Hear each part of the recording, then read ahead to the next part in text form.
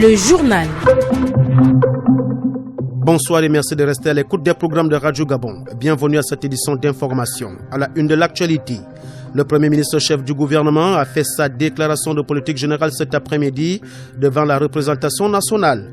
Au terme des débats, Rose Christian Osuka Ponda a eu le vote de confiance des députés à la majorité des membres de l'Assemblée nationale. Le manque de parking dans la capitale gabonaise est un problème qui se pose avec acuité. Les automobilistes sont contraints de stationner sur les trottoirs, ces espaces réservés aux piétons.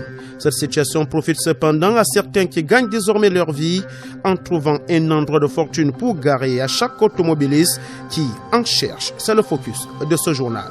Puis sport, le sélectionneur national des Panthères du Gabon, Patrice Neveu, est en mission en Europe à la découverte de nouveaux talents pouvant intégrer l'équipe nationale dans la perspective des éliminatoires de la CAN Cameroun 2022. L'actualité sportive de ce journal portera la griffe de Tony Ruffin à Mavouroulou. Voilà pour la charpente de cette édition d'information. Le saviez-vous? Il existe des gestes simples à connaître pour empêcher la propagation du coronavirus. On les appelle les gestes barrières. Quels sont-ils? Se laver fréquemment les mains avec un désinfectant à base d'alcool ou de l'eau et du savon. En cas de toux et d'éternuement, couvrez la bouche et le nez avec une coude fléchie ou un mouchoir. Jetez immédiatement le mouchoir et lavez-vous les mains. Évitez tout contact étroit avec une personne ayant de la fièvre et de la toux. Saluez sans se serrer la main.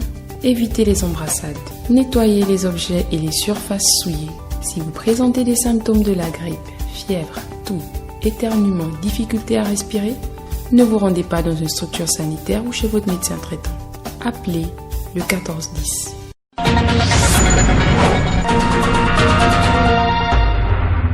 En ouverture de ce journal, Rose Christian Osuka Ponda vient de répondre à une exigence constitutionnelle.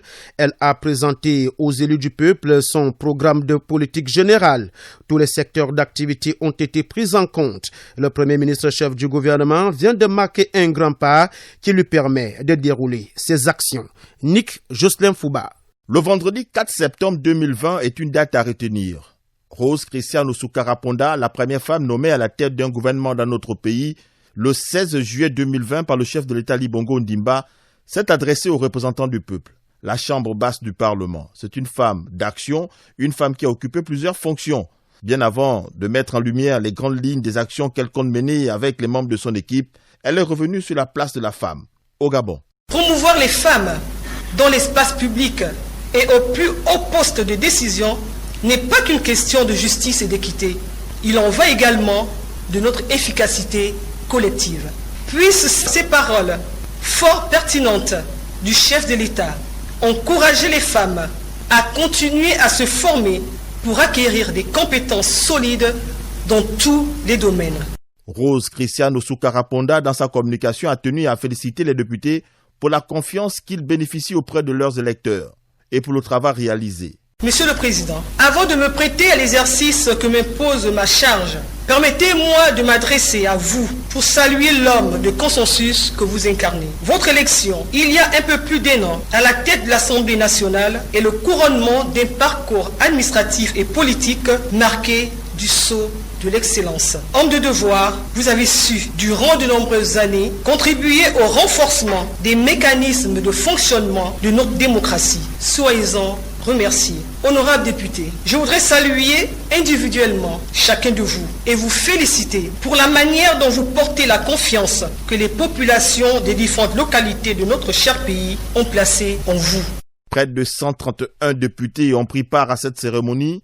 On a noté 11 absences. Parmi ces absents, 7 se sont excusés. Après cette belle prestation, l'heure est maintenant au travail.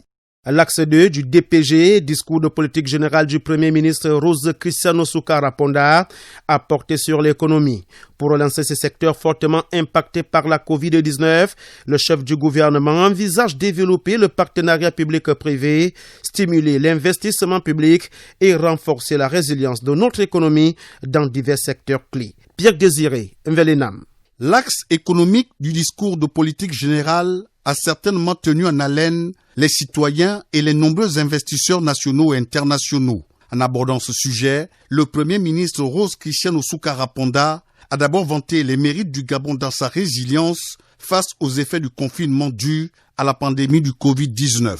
La croissance économique a été de 3,9% en 2019 et initialement prévue à 3,8% en 2020. Ces performances sont dues à la réussite des réformes importantes que nous avons engagées depuis plusieurs années qui nous ont, fort heureusement, permis de mieux nous adapter à cette crise sanitaire dont l'impact sur l'économie réelle nous donne une estimation de moins 0,8%. Le chef du gouvernement a ensuite précisé les enjeux pour relancer l'économie de notre pays. L'enjeu pour notre gouvernement, au-delà de la forte contrainte budgétaire, est de faire repartir les activités économiques. Pour cela, il nous faut accélérer l'exécution des projets en partenariat public-privé, rendre lisible l'action de l'État en matière d'investissement public, poursuivre l'exécution des projets d'investissement en cours et restaurer la confiance des investisseurs en améliorant l'environnement des affaires. La première femme Premier ministre au Gabon a enfin énuméré les secteurs qui vont absorber l'investissement de l'État. L'objectif poursuivi est d'attirer le maximum d'investisseurs dans les secteurs à fort potentiel de croissance et de résilience économique.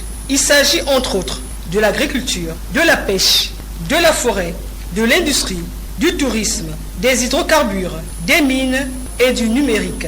Pour que ce programme produise des effets, Rose Christiane Osuka Raponda a indiqué qu'il faut veiller à la formation professionnelle, à l'éducation et au développement des petites et moyennes entreprises. Dans son exposé, Rose Christiane Osuka Raponda a rassuré les représentants du peuple sur la volonté et l'engagement de son gouvernement à œuvrer pour l'amélioration des conditions de vie des populations gabonaises par l'aménagement des infrastructures. Raymond Savou. Au-delà de la forte contrainte budgétaire, la chef du gouvernement, Rose Christiane Osuka Raponda, a fixé le cap des réalisations en matière d'infrastructures, notamment la route, facteur de développement. Il nous faut accélérer l'exécution des projets en partenariat public-privé. Un certain nombre de projets en partenariat public-privé sont en cours d'exécution. C'est le cas de la Transgabonaise qui mobilise entre autres des PME locales et favorise la création de près de 2000 emplois directs. C'est pour répondre à cette problématique, notamment celle des voies en dégradation très avancée, que le gouvernement a engagé entre autres des travaux de réhabilitation des voiries urbaines du Grand Libreville dans le cadre du programme d'urgence du plan d'action prioritaire du gouvernement.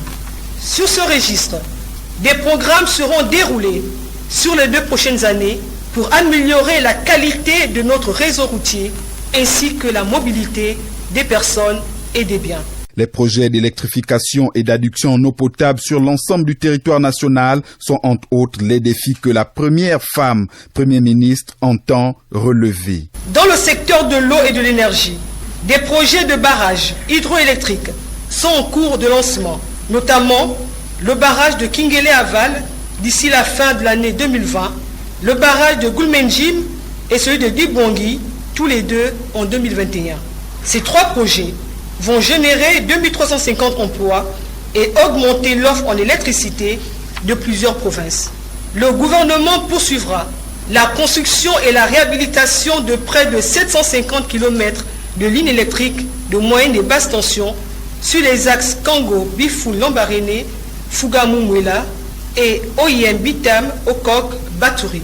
Cette électrification participera aussi du développement économique de ces localités à moyen et long terme grâce à une capacité additionnelle de 17 MW. La réalisation de tous ces projets rentre dans le cadre de l'amélioration des conditions de vie des Gabonais.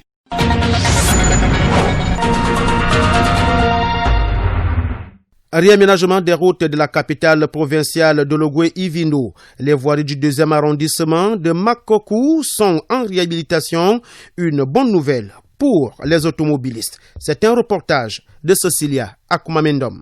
Débutés il y a 8 mois, les travaux de pavage et d'assainissement des voiries prioritaires de Makokou viennent de connaître une avancée significative avec la pose des premiers pavés au lot 2 de la ruelle de la ECG située au quartier central. Un projet financé par la Banque mondiale et qui a pour maître d'ouvrage la mairie de la commune de Makokou. Hyacinthe Noakouma, premier maire adjoint de la commune de Makokou. Au nom des populations de la commune de Makokou, je voudrais ici traduire la satisfaction totale que nous avions aujourd'hui de voir la pose de la première pierre. Je voudrais dire, comme je l'ai dit tout à l'heure, que nous n'avions pratiquement pas cru depuis la première pelle. On n'a pas cru. Aujourd'hui, on arrive à la pose du tout premier pavé. Je dis un maire totalement satisfait. Un message justement à l'endroit des populations. Dire simplement aux populations qu'il y a longtemps que nous avions pleuré ce genre d'investissement, ce genre d'infrastructure, que l'on parle tous d'une même langue afin de protéger ce qui se fait aujourd'hui. Il est vraiment important que l'on comprenne l'importance de ces ouvrages pour la belle ville que nous aurons demain. Notons que la pose des premiers pavés sur le lot 2 du quartier central, précisément à la LCG, est la résultante d'une franche collaboration entre le gouvernement gabonais et la Banque mondiale. Armand Manganga Mwanda, chargé d'opération, chef de mission du projet de développement des infrastructures PEDIL 2. Les travaux ont commencé il y a maintenant 8 mois et nous assistons aujourd'hui à la pose des premiers pavés qui est la résultante d'une collaboration entre le gouvernement gabonais et la Banque mondiale. Ce travail qui est prévu être livré en totalité au mois de novembre sera remis à la disposition de la municipalité de Makoko et des populations bénéficiaires. Donc nous sommes heureux aujourd'hui d'assister à la pose des premiers pavés qui vont améliorer le cadre de vie des populations du quartier central. Il n'en demeure pas moins que le bitumage des axes routiers Koumame-Yomboué et Ovan-Makoko reste une lourde préoccupation pour les ogivins qui ne savent pas à quel sein se vouer en cette période pluvieuse où les interminables bourbiers vont rendre impraticables ces routes très sollicitées. Du lot 2 du quartier central à Makoko, Cécilia Koumamendom pour Radio Gabon, la référence. La population de Dongila est isolée du reste de celle d'Ntoum. La route Toum-Dongila est en état de dégradation très avancée, perturbant ainsi le déplacement des populations. Le constat est de Maurice Mungunga. Plus de 25 km séparent la commune d'Ntoum à Dongila, dans le département du Komomonda. Pour parcourir ce tronçon, il faut près d'une heure. Mais avant de s'engager, le conducteur doit s'assurer que son véhicule ne risque pas d'y rester. En effet, la route menant à Dongila se trouve dans un état lamentable. Nid de poules, bourbiers, ravines, avec des ouvrages d'art, les ponts tous en bois, en matériaux périssables, à l'exception de celui de Nzamaligre qui est en béton. Voilà ce qui attend le voyageur sur ce chemin. Les croisements ici donnent toute la mesure du danger que représente le fait de circuler en voiture sur cet itinéraire avec l'absence des panneaux de signalisation au niveau des ponts. C'est pas la joie. Ntoum Dongila, c'est pas la joie. C'est vraiment pas la joie. La route est vraiment dégradée. Non seulement il y a les bourbiers, mais la montée est difficile. Les véhicules n'arrivent même pas à monter. La dernière fois, j'étais obligé d'aller de parcourir des kilomètres à pied. Pourquoi? Si déjà, en saison sèche, les véhicules n'arrivent pas à pénétrer, mais à plus forte raison la saison des pluies. Franchement, c'est pas la joie. Vraiment, il faudrait revoir l'état de la route de Dongila. Et le transport actuellement, c'est pratiquement multiplié par 3. Au lieu de 1000 francs, comme avant, c'est maintenant 3000. Voyez-vous, aller-retour, ça fait 6000 par tête. Je vous le dis sincèrement, ça fait pleurer dans notre commun mondial. On ne pense pas à nous. Il faudrait que le gouvernement trouve une solution. Le coût du transport a énormément augmenté. 2000 francs auparavant, il est passé à 3000 francs CFA. Pour justifier cette augmentation, les chauffeurs qui acceptent encore de desservir la zone mettent en avant non seulement l'état de la route qui accélère la destruction de leurs véhicules, mais également le respect des gestes barrières liés au Covid-19. Cette situation est d'autant plus regrettable que Dongila est un des plus beaux sites touristiques et historiques de la province de l'Estuaire, voire du Gabon. En tout cas, le problème de l'axe routier Ntoum-Dongila avait été également évoqué par les populations lors du récent séjour dans cette partie de l'estuaire du vénérable Emmanuel Nzabakal. Depuis les bords du Komo à Dongila, par Ntoum, Maurice Mungonga de Kougou pour Radio Gabon, la référence. Revenons à Libreville avec l'insuffisance des parkings qui est un problème qui gêne les automobilistes. Faute de parking créé par la municipalité, les automobilistes se laissent guider par des jeunes à la recherche d'un emploi qui ont développé une activité, celle de guide en stationnement, un service qui aide certains usagers mais cause également des désagréments aux autres. Plus de détails dans ce reportage d'Ida Onyami. Dans le but de lutter contre le stationnement anarchique et permettre une meilleure circulation des usagers comme des automobilistes, des jeunes en quête d'emploi ont mis sur pied une activité appelée guide de stationnement. Quand monsieur cherche à se parquer, on essaie de les orienter. C'est-à-dire que le monsieur peut passer, il ne voit pas la place, mais nous, on a la possibilité de leur montrer que c'est là la place. Et à sortir de là, il peut nous donner même 500, 200, 300. C'est pas obligé de donner l'argent. En fait, c'est seulement de satisfaire, seulement parce qu'on t'a montré la place. On s'en sort, on fait les maisons, on fait tout.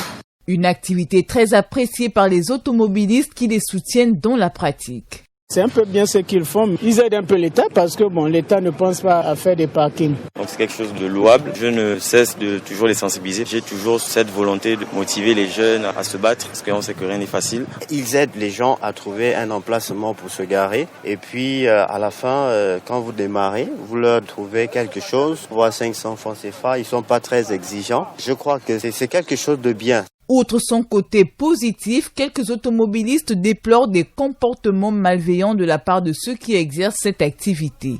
Il y a certains qui sont là pour voler. Je suis ici tout le temps. Ils attendent vraiment quand quelqu'un n'a pas bien verrouillé son véhicule. Derrière toi, ils saccagent tout ton véhicule. Moi, personnellement, j'avais été victime d'un vol. Donc, j'ai perdu un ordinateur portable dans un sac. Les jeunes ont cassé ma voiture, la vitre, parce qu'ils avaient vu le sac à l'intérieur. Ces jeunes issus du système D demandent des autorités compétentes un accompagnement considérable pour légaliser et structurer cette activité plus ou moins rentable.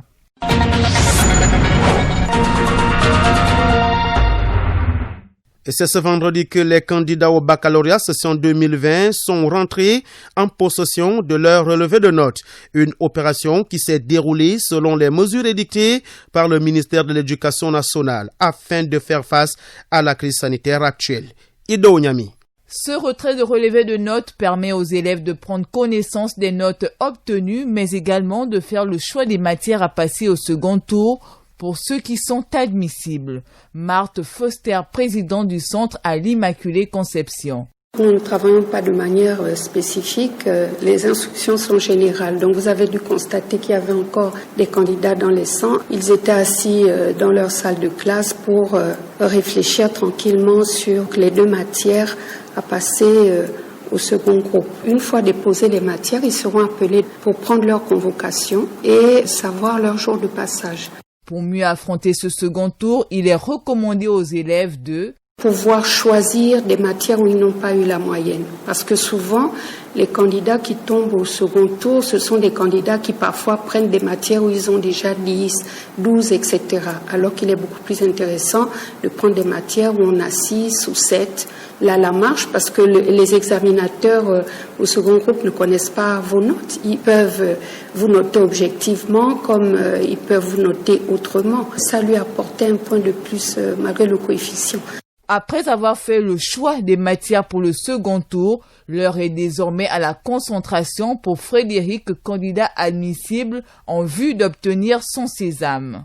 Avec deux matières choisies, le français, l'allemand, dorénavant, peut-être si je suis admissible, c'est pas parce que j'ai pas pu redoubler assez d'efforts. Il va falloir que je puisse encore tenir le coup et avancer, aller de l'avant pour finir. Le plus difficile a été déjà fait et on veut aller de l'avant, essayer de remporter ce dernier passage à franchir.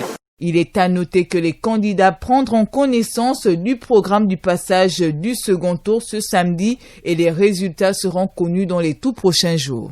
La grande famille des auditeurs de Radio Gabon est en liesse depuis ce matin. C'est à la faveur de la célébration de ses 1 an d'existence. Une journée marquée par des exposés sur l'histoire de Radio Gabon et la pertinence du rôle de la grande famille des auditeurs dans l'espace médiatique national. Le point avec Edgar Kaba. Le mystère des visages de quelques auditeurs de Radio Gabon, dévoilé ce jour particulier. Bolo Samba, je suis le petit roi. Bolo Samba, c'est le colonel Abraham. Ali Samba, c'est un club donc moi aussi le climatisé. Linga de la frontière. Bolo Samba, c'est Messé Ndombo Torango Lucien. Bolo Samba, soyez tous bénis. C'est le béni des auditeurs. C'est sous ces chants en particulier que la famille de Radio Gabon a pris 1 an d'existence.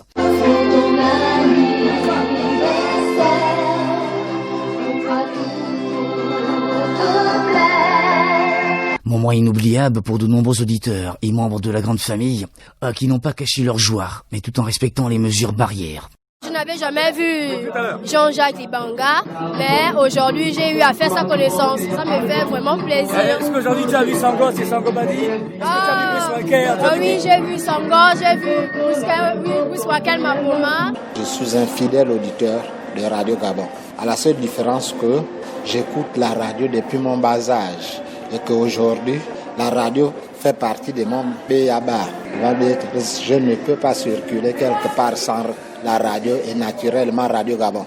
Le bureau exécutif de la grande famille a émis quelques propositions à l'endroit des responsables de Radio Gabon pour mieux faire avancer cet outil national, la sirène de Mwambilung. La grande famille de Radio Gabon, structure associative regroupant les auditeurs de notre chaîne, au-delà de l'apport à l'augmentation de l'audimat de Radio Gabon, la référence, la grande famille est devenue un véritable instrument au service du renforcement de la cohésion sociale entre les différentes ethnies de notre pays. Le directeur général Bertrand Ibagé-Angui a montré l'importance des auditeurs pour Radio Gabon, la référence. La première vérité est de dire qu'il n'y a pas de radio sans auditeurs. Alors aujourd'hui, le club des auditeurs de Radio Gabon que nous avons créé permet de faire une évaluation sur ce que nous faisons. C'est un véritable baromètre.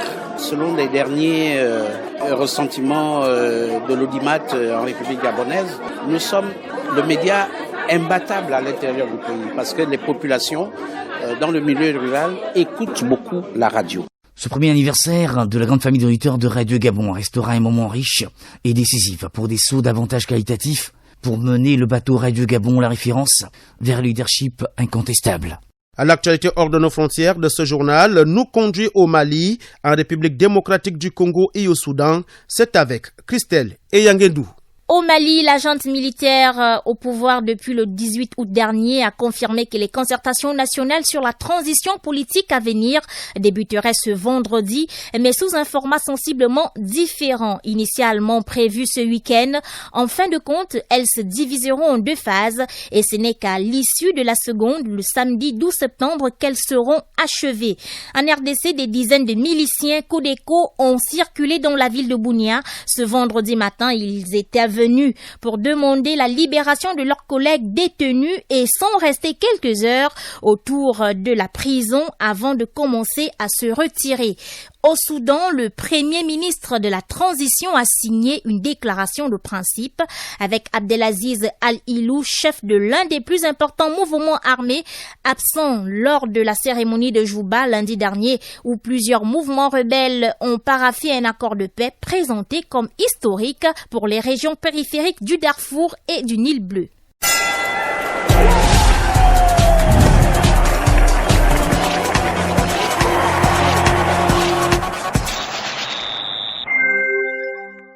Nous arrivons à la page des sports de cette édition d'information. C'est avec vous, Tony Ruffin Mavouroulou. Bonsoir, Tony. Bonsoir, Fabien. Bonsoir à tous et à toutes.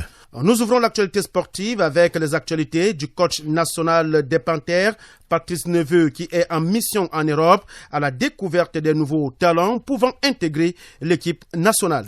Tout au long de sa mission, Patrice Neveu rencontrera des nouveaux talents pouvant intégrer la tanière lors de la double confrontation face à la Gambie le 9 novembre à Franceville et le 17 novembre à Banjul. Match comptant pour la 3e et 4e journée des éliminatoires de la CAN Cameroun 2022. Écoutons à ce propos le sélectionneur national Patrice Neveu au micro de David Hervé Magena. Pour préparer, je dirais, les matchs à venir, c'est-à-dire la phase éliminatoire de la CAN et puis les éliminatoires du Mondial, mais présentement les matchs de la Gambie. Il me paraît essentiel de rentrer d'autres joueurs dans le groupe afin de l'étoffer, parce que certains joueurs aussi sont en difficulté dans leur club. Et j'ai proposé à Monsieur le ministre de faire une mini-tournée pour aller voir les joueurs dans divers clubs, dans divers pays, afin de voir s'ils ont le potentiel, et il y en a qui l'ont, pour intégrer l'équipe nationale. Et puis aussi rencontrer d'autres nouveaux joueurs qui sont à l'étranger dans les championnats majeurs, qui sont des postulants, qui n'ont jamais joué en sélection, mais qui peuvent devenir des internationaux gabonais. Patrice Neveu, sélectionné des Panthères du Gabon, qui était au micro de David Hervé Magena. Retenons qu'en cas de victoire des Panthères dans cette double confrontation, le Gabon va composter son ticket en phase finale de la CAN 2022. Et pour être complet sur le dossier des Panthères, l'équipe nationale disputera une rencontre amicale dans les prochaines semaines contre le Bénin aux Pays-Bas dans le cadre de sa préparation en vue de la double confrontation face à la Gambie. Vous restez avec nous, Tony Rufin Mavourou, pour la suite de cette page des sports. La Fédération gabonaise de football a procédé ce vendredi 4 septembre 2020 à l'incinération des 3000 équipements sportifs contrefaits. Cette opération s'est effectuée ce matin à Ovindo en présence de la Direction générale de la consommation et la concurrence et la répression de fraude. Suivons ce reportage d'Ulrich Kupangoy Mapila. C'est au total 3500 maillots de l'équipe nationale contrefaits qui ont été détruits par la Direction générale de la consommation, de la concurrence et de la répression des fraudes suite à une plainte déposée par la Fédération gabonaise de football. L'objectif de l'instance faîtière de football gabonais est de lutter contre le trafic des équipements de la sélection nationale. Shakir Omer Parezo, point focal marketing de la Fédération gabonaise de football. Cette opération est le début d'un nouveau fonctionnement. C'est aussi là, on va dire, un point fort à l'endroit de tous les commerçants pour rappeler que la contrefaçon n'est pas autorisée. Donc il n'est plus question aujourd'hui de vendre sans autorisation tous les produits de marque Fegafoot. Pour empêcher la contrefaçon de ces produits, la Fegafoot va signer un partenariat avec une entreprise de la place chargée de la distribution. La Fédération gabonaise de football va signer un partenariat de distribution agréé avec un partenaire dont le nom sera dévoilé dans les prochains jours. Ce partenaire, avec la Fédération, va procéder à la distribution de licences et à la vente des produits autorisés de la Fédération gabonaise de football. Les commerçants qui vont s'aventurer à vendre des maillots contrefaits seront sévèrement punis par les autorités compétentes. La DGCC va de façon continue circuler dans les différents marchés afin de saisir tout équipement frauduleusement vendu et tout équipement contrefait qui serait sur le marché. La Fegafoot invite les commerçants à se rendre à son siège afin de connaître les nouvelles procédures pour vendre en toute légalité leurs produits. Le rappel de l'essentiel de l'actualité. Le Premier ministre chef du gouvernement a fait sa déclaration de politique générale cet après-midi devant la représentation nationale. Au terme des débats, Rose Cristiano Soukara Ponda a eu le vote de confiance des députés à la majorité des membres de l'Assemblée nationale. Le manque de parking dans la capitale gabonaise est un problème qui se pose avec acuité. Les automobilistes sont contraints de stationner sur les trottoirs, ces espaces réservés aux piétons. Cette situation profite cependant à certains qui gagnent désormais leur vie en trouvant un endroit de fortune pour garer à chaque automobiliste qui en cherche. C'était le focus de cette édition d'information. Puis sport, le sélectionneur national des Panthères du Gabon, Patrice Neveu, est en mission en Europe à la découverte des nouveaux talents pouvant intégrer l'équipe nationale dans la perspective des éliminatoires de la CAN Cameroun 2020. Point final à cette édition d'information, mise en onde par Thierry Conrad Wanya, au montage Julien Makita, collaboration rédactionnelle Christelle Eyangedou. La page de sport était assurée par Tony Rufin Mavourou. Je suis Fabien Guillaume Kemveli. Merci de nous avoir reçus chez vous. L'information continue sur les ondes de Radio Gabon, la référence.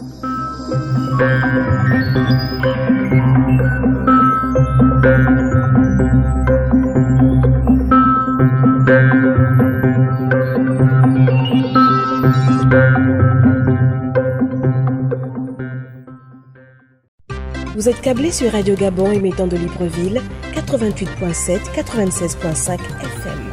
Où que vous soyez, nous sommes avec vous.